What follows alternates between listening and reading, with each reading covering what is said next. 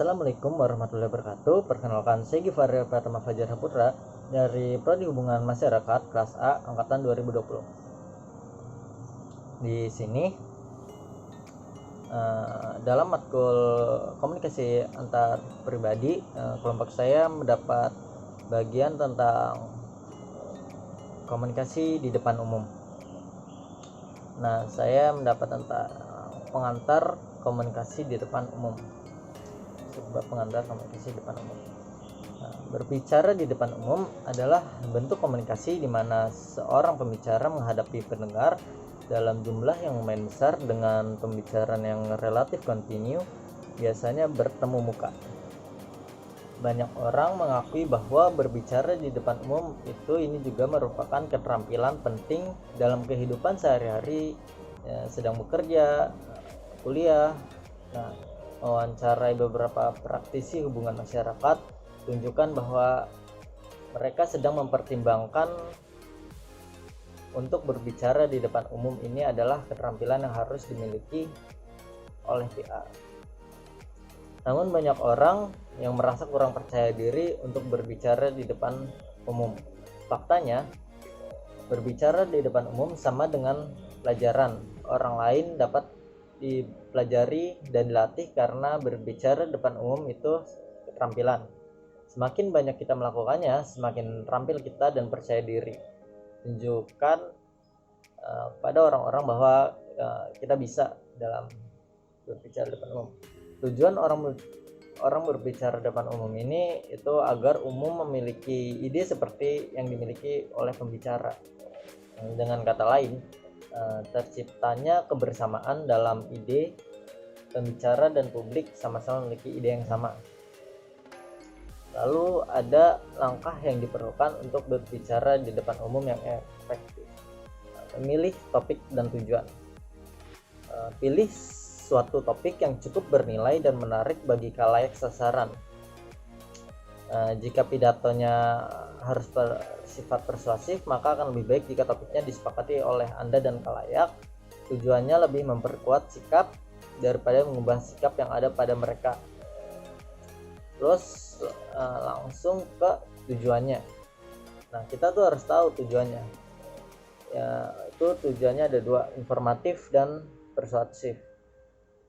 Kalau bersifat informatif itu berusaha untuk menciptakan pemahaman, sifatnya memberikan penjelasan, mempertegas, mengoreksi kesalahpahaman, mendemonstrasikan kerja atau menjelaskan bagaimana terjadinya suatu hal. Kalau persuasif itu berusaha untuk mempengaruhi sikap dan perilaku. Nah, terus juga mempertajam topik, baik tujuan informatif maupun persuasif. Topik yang Anda sajikan harus mempunyai tujuan yang spesifik dan tajam. Jika tujuan spesifik Anda cukup tajam, maka Anda menyajikan berbagai aspek dari topik tersebut secara mendalam. Terus yang selanjutnya ada analisis khalayak. Analisis khalayak ini ada beberapa macam seperti umur, jenis kelamin, faktor budaya, agama, peristiwa, konteks, dan faktor lain. Kalau umur itu berapa usia rata-rata para khalayak, jadi kita lebih tahu target kita yang mau diomongin itu apa ke khalayaknya. Terus jenis kelamin, apakah didominasi oleh kelamin tertentu atau pria atau wanita. Nah, jadi kita lebih siap untuk menyiapin materinya. Terus ada juga faktor budaya, apakah terdiri dari kelompok etnis dan suku tertentu. Jadi kita lebih harus menjaga omongan agar tidak menjadinya sara. Terus ada juga pekerjaan, pendapatan atau status itu agar kita lebih mempersiapkan penyajiannya bagaimana, terus mempengaruhinya gimana. Terus ada juga agama ini kita harus tahu apa umumnya yang dipeluk oleh para khalayak.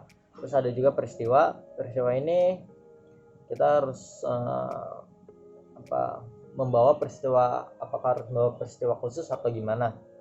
Terus ada juga konteks ini apa yang mau dibahas, cara penyajian materinya mau gimana, jadi kita harus tahu. Terus untuk faktor lainnya itu kita apakah harus disajikan materinya atau perkawinan dalam hal ini. Terus yang selanjutnya itu ada penelitian topik. Jika suatu public speaking harus bermutu dan jika Anda dan kalayak harus memperoleh manfaat dari materi public speaking itu, maka harus melakukan penelitian mengenai topiknya. Jadi kita harus meneliti dulu nih dari topik yang mau dibawain itu apa, biar nggak mengira-ngira gitu istilahnya. Terus yang selanjutnya itu ada gagasan pokok. Nah, dalam gagasan pokok nih kita kayak membawakannya itu beri perhatian untuk memberitahu kalayak apa yang perlu mereka ketahui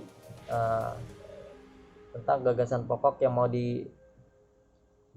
Misalkan pola pembicaranya itu mau bersifat informatif, maka kita harus memperkuat, menguraikan, memberikan ilustrasi, mendefinisikan, memberikan contoh-contoh berbagai konsep yang sedang dibicarakan. Jadi begitu. Kalau misalkan persuasif, maka kita harus ada berupa bukti, penampilan yang memotivasi, dan segala sesuatu yang menimbulkan kepercayaan dan reputasi pada pembicaranya. Yang selanjutnya itu ada organisasikan bahan pembicaraan, pola temporal, pola pemecahan masalah, dan pola topik. Dalam pola temporal ini cara populer dalam mengorganisasi pembicaraan yang bersifat informatif adalah menyusun pokok-pokok bahasan berdasarkan hubungan temporal. Nah, ini mengawalinya dengan masa lalu, kemudian diikuti dengan kondisi saat ini atau yang akan datang. Terus ada juga pola pemecahan masalah, pola yang sering dilakukan dalam pembicaraan yang bersifat persuasif, yaitu menyajikan beberapa ide pokok dalam bentuk pemecahan masalah. Pembicaraan dibagi menjadi dua bagian, satu bagian berbicara tentang permasalahannya dan bagian keduanya itu berbicara tentang pemecahannya. Terus ada juga pola topik. Nah, di sini yang paling populer dalam organisasi pola topik yang membagi pembicaraan ke dalam beberapa topik pokok. Misalnya pembagian pemerintahan akan lebih cocok disajikan dalam pola topik dikendalikan oleh DPR atau eksekutif dikendalikan oleh presiden. Terus ada juga kalimat dalam bicara di depan umum.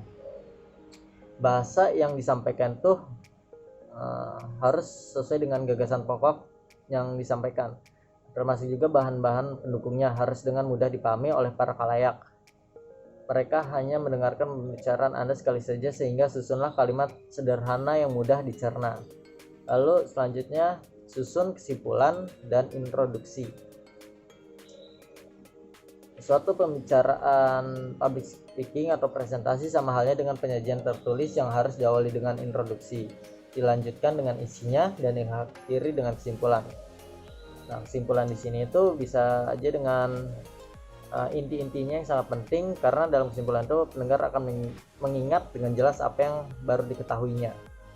Kalau untuk introduksi dalam suatu pembicaraan itu seperti orangnya masuk kelas hari pertama atau orang pacaran untuk pertama kalinya. Tahap ini menentukan irama berikut yang akan diikuti dan harus memberikan kerangka bagi pendengarnya dan harus membentuk sikap positif mereka baik terhadap isi pembicaraan maupun pembicaranya.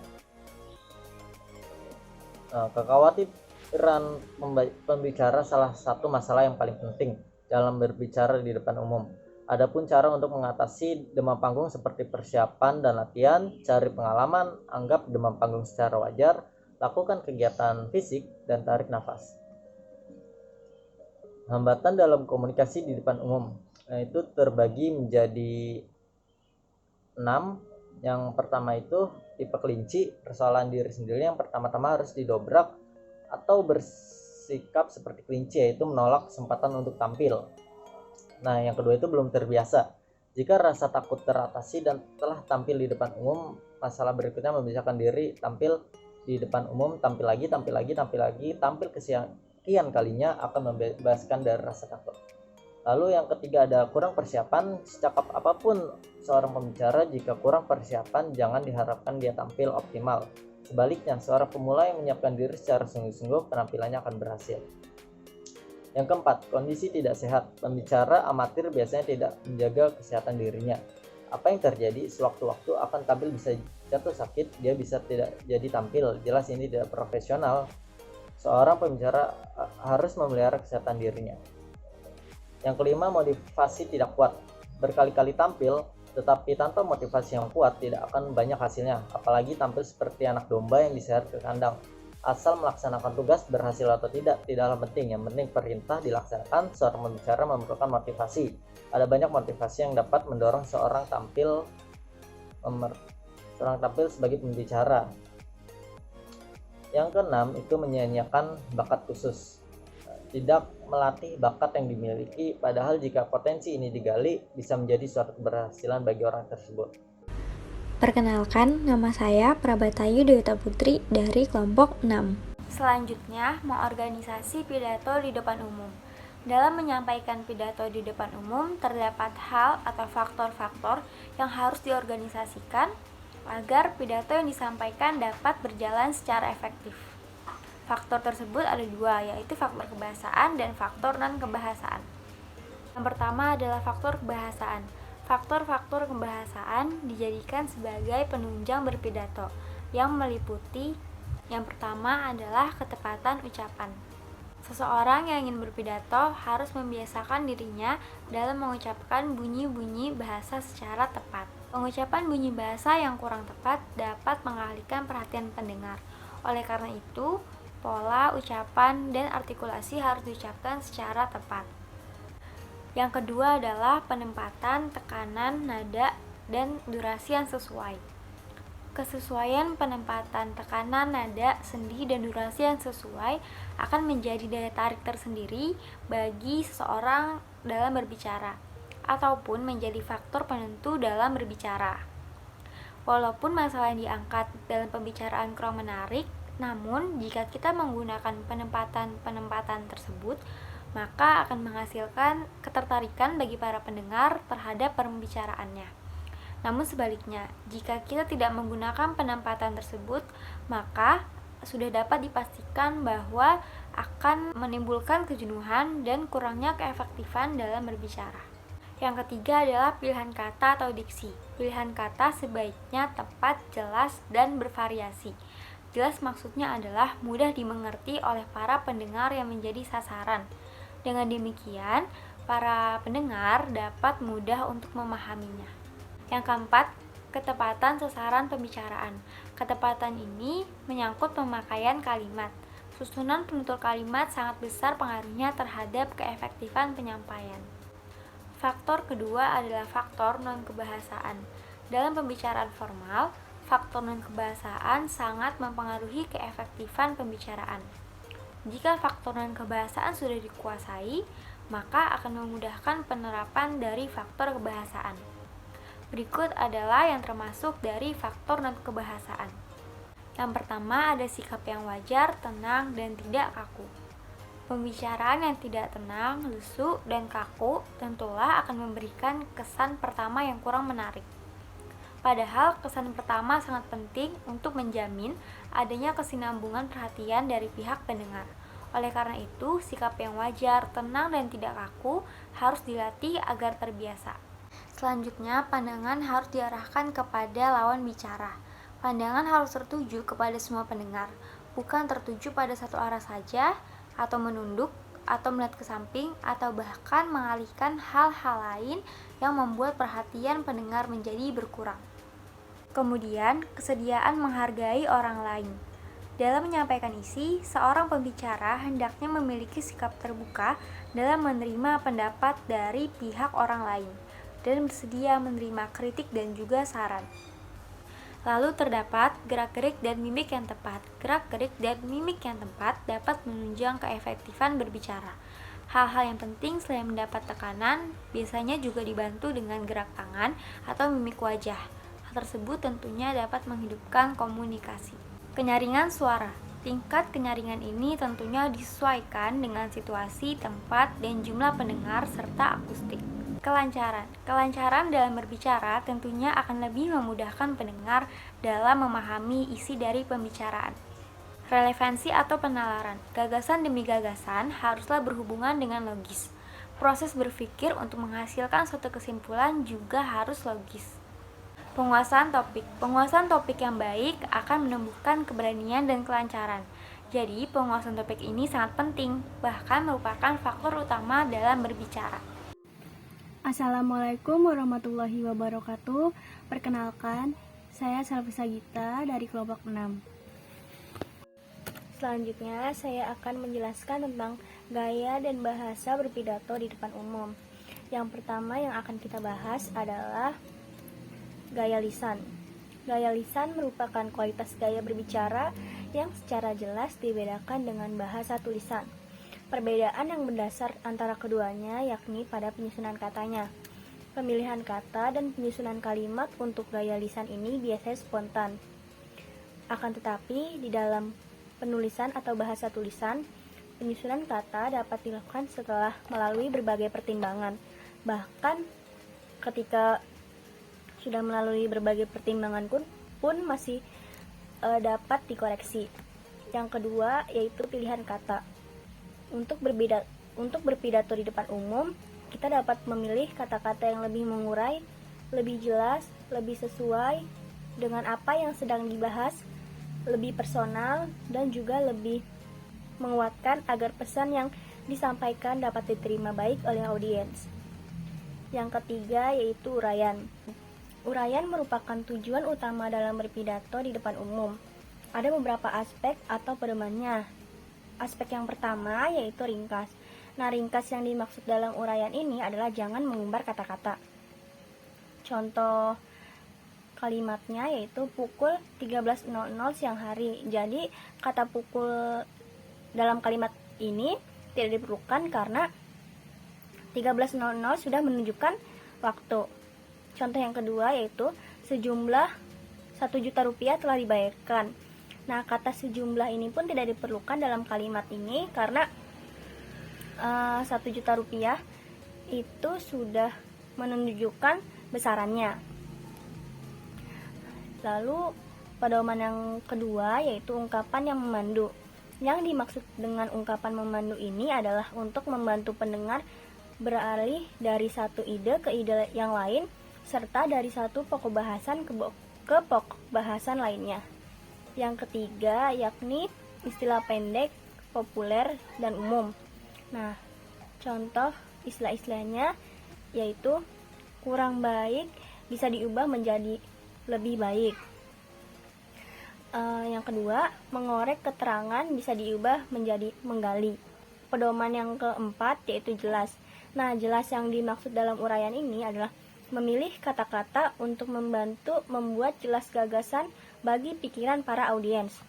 Nah, yang harus diperhatikan yakni gunakan teknik pidato yang baik dan benar. Yang kedua, gunakan kata kerja yang aktif dan kuat. Yang ketiga, gunakan indera. Indera yang digunakan ada 3, yaitu indera penglihatan, indera pendengaran, dan indera perasa. Yang keempat adalah kesesuaian. Nah, kesesuaian yang dimaksud di sini adalah pemilihan bahasa yang sesuai. Ada beberapa hal yang harus diperhatikan ketika memilih bahasa yang sesuai. Di antaranya, yakni yang pertama, berbicara pada formalitas yang sesuai. Berpidato di depan umum biasanya bersifat formal. Bahasa yang tampaknya paling sesuai adalah bahasa yang relatif informal. Salah satu yang dapat memperoleh gaya informal adalah menggunakan kontraksi. Misalnya, ucapkan takkan daripada tidak akan.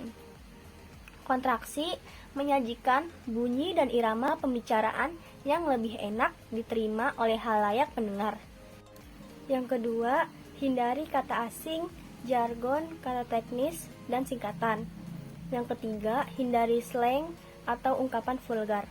Yang keempat atau yang terakhir, hindari istilah ungkapan yang menyinggung. Yang kelima adalah gaya personal.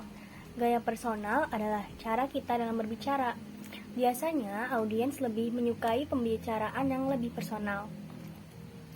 Hal-hal yang harus diperhatikan dalam gaya personal adalah yang pertama, gunakan kata ganti orang. Yang kedua, pertanyaan langsung ke halayak atau audiens. Yang ketiga atau yang terakhir itu ciptakan kesiapan.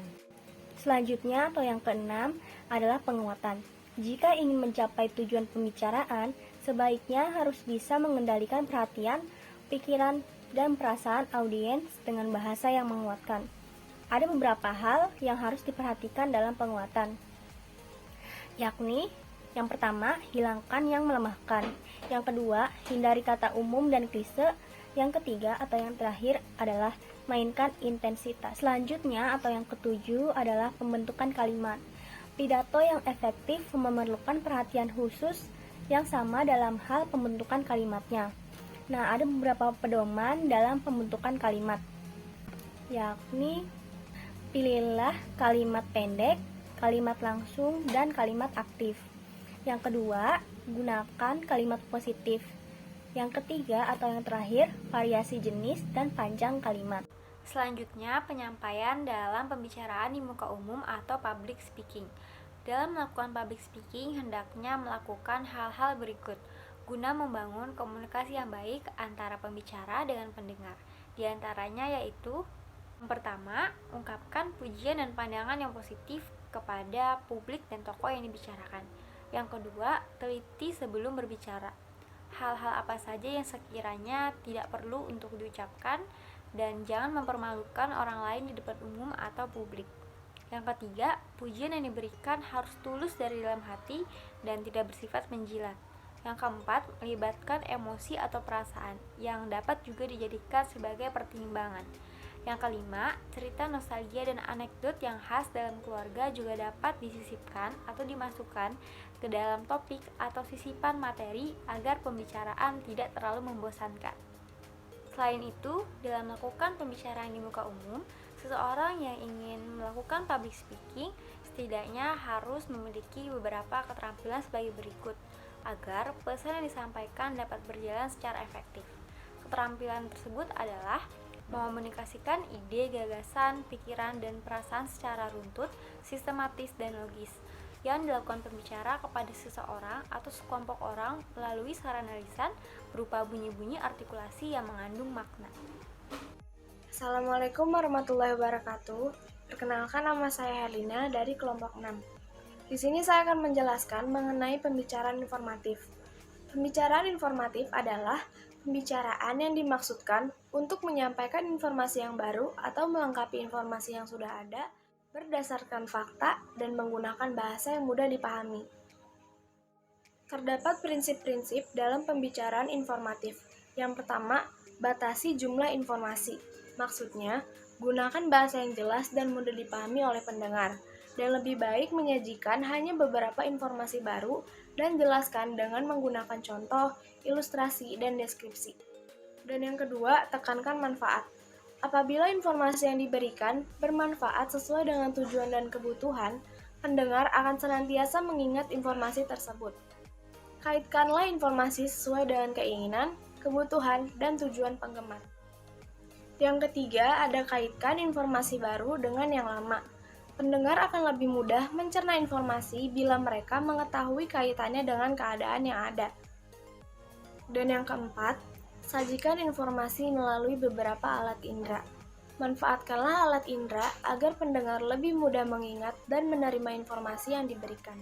Dan yang terakhir, variasikan tingkat abstraksi.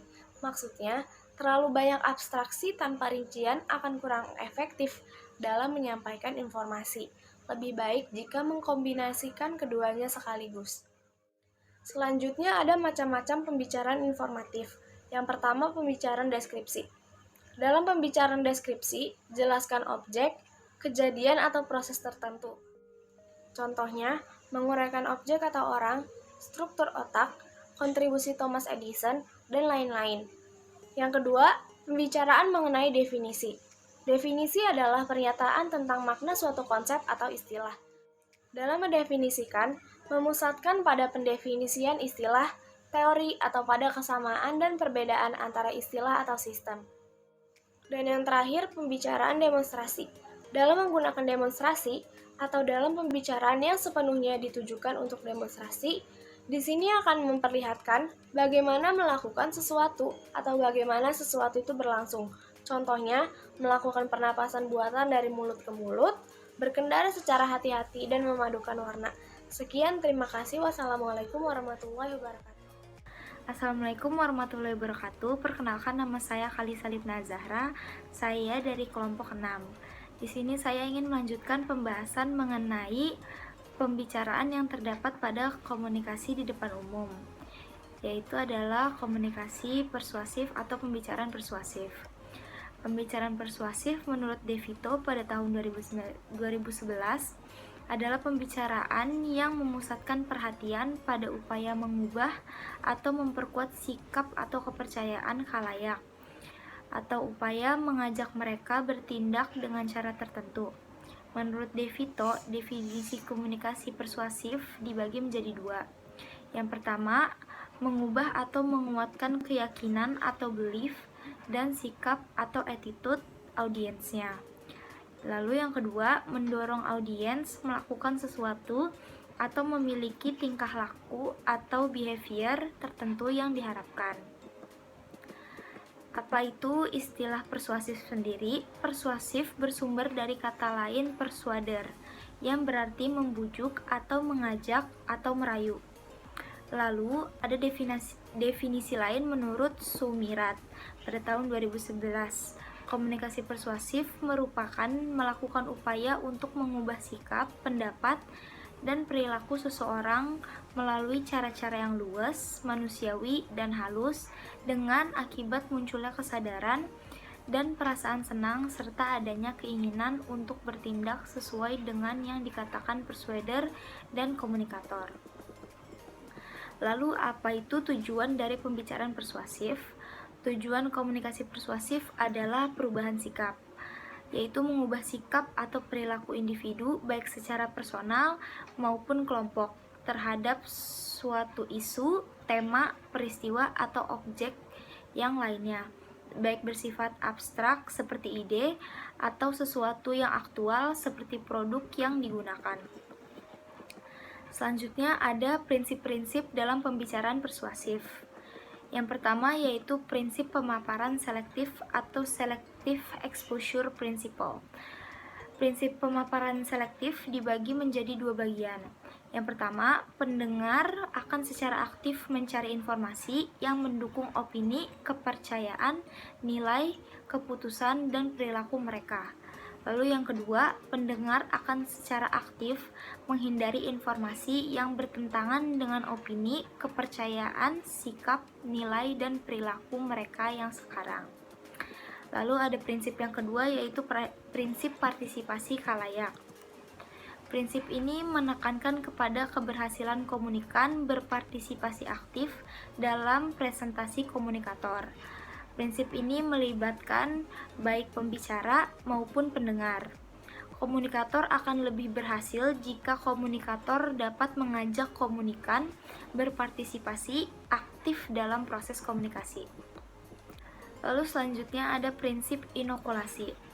Prinsip ini menjelaskan tentang menghadapi sasaran persuasi yang terinokulasi atau sasaran yang telah mengetahui posisi persuader dan telah menyiapkan beberapa argumen untuk menentangnya. Lalu yang terakhir yaitu ada prinsip besaran perubahan. Prinsip ini mengatakan bahwa semakin besarnya dan semakin penting perubahan yang diinginkan oleh persuader, maka semakin besar tantangan dan tugas untuk mencapai tujuan persuasi.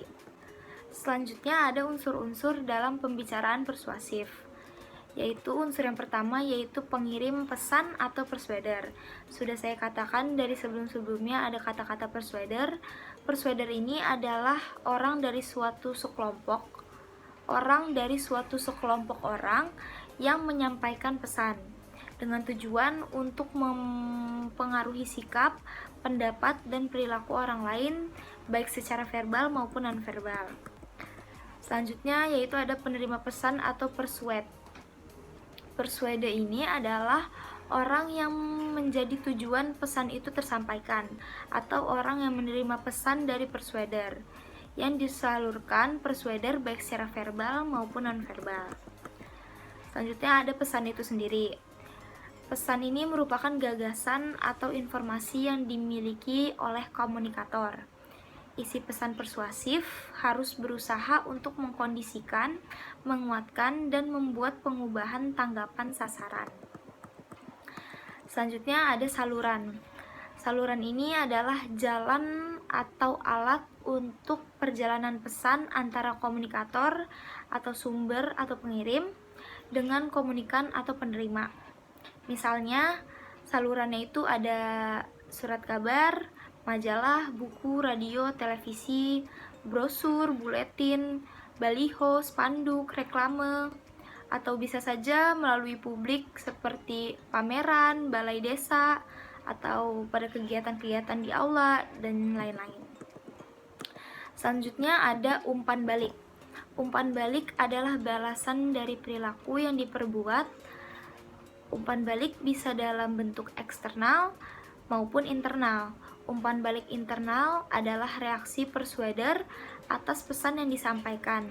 Sedangkan umpan balik eksternal adalah reaksi penerima atas pesan yang disampaikan. Lalu unsur yang terakhir yaitu efek. Efek dalam komunikasi persuasif merupakan perubahan yang terjadi pada diri persuader sebagai akibat dan diterimanya pesan dari persuader. Efek yang terjadi dapat berbentuk perubahan sikap, pendapat, dan tingkah laku. Demikianlah mengenai informasi pembicaraan persuasif dan juga mengenai seluruh materi tentang komunikasi di depan umum dari kelompok 6. Kurang lebihnya mohon maaf. Wassalamualaikum warahmatullahi wabarakatuh.